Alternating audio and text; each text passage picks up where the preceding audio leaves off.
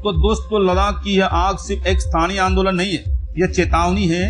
जब किसी क्षेत्र को राजनीतिक अधिकारों से वंचित किया जाता है तो असंतोष आखिरकार हिंसा का रूप लेता है।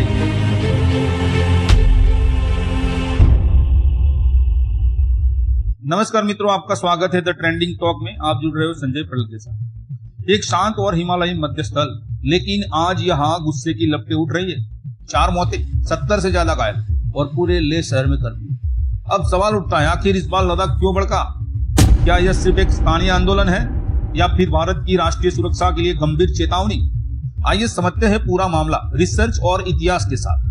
तो दोस्तों, लद्दाख सिर्फ एक ठंडी मरुभूमि नहीं है, यह भारत चीन सीमा पर सबसे अहम रणनीतिक इलाका है। गलवान से लेकर पैंगोंग झील तक यही वो जगह है जहां भारत और चीन की सेनाएं आमने सामने रहती। लेकिन इस बार मुद्दा सीमा विवाद नहीं, इस बार मसला है आंतरिक राजनीतिक अधिकारों का।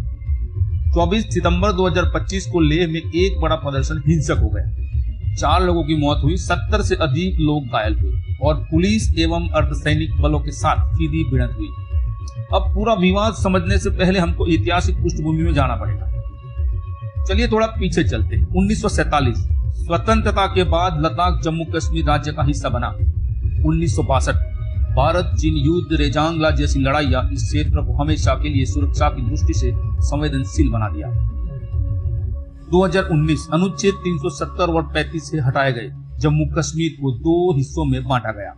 अब जम्मू कश्मीर बना यूटी लेकिन विधानसभा के साथ, और लद्दाख बना यूटी लेकिन बिना विधानसभा।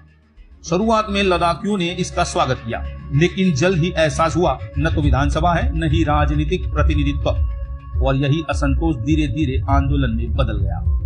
हाल की घटना की बात करें मित्रों, तो 24 सितंबर 2025 लेह हजारों लोग इकट्ठा हुए। शुरुआत में प्रदर्शन शांतिपूर्ण था। मुख्य रूप से युवा वर्ग, जिसे अब जनरेशन जेड प्रोटेस्ट कहा जा रहा है, इस आंदोलन में शामिल था। लेकिन पुलिस और प्रदर्शनकारियों के बीच धक्का मुक्की हुई और देखते ही देखते माहौल बिगड़ गया। पत्थरबाजी, आगजनी और हिंसा शुरू हो गई। बीजेपी कार्यालय और पुलिस वाहन को आग के हवाले कर दिया गया। पुलिस ने जवाब में लाठीचार्ज किया, आंसू गैस छोड़ी और यहां तक की फायरिंग भी हुई। परिणाम 4 मौतें और 70 से ज्यादा घायल। प्रशासन को तुरंत कर्फ्यू और इंटरनेट शटडाउन लागू करना पड़ा। लेकिन मित्रों, हिंसा के पीछे कारण क्या था? अब बड़ा सवाल था, आखिर इतनी नाराजगी क्यों? अब इसके पीछे 5 मुख्य कारण माने जा रहे हैं। पहला, राजनीतिक अधिकारों की कमी।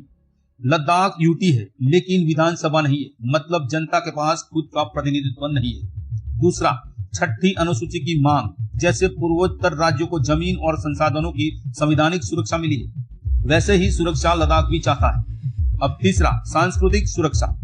बौद्ध और मुस्लिम दोनों समुदायों को डर है कि बाहरी लोग आकर उनकी पहचान मिटा देंगे। चौथा, युवा वर्ग की बेरोजगारी।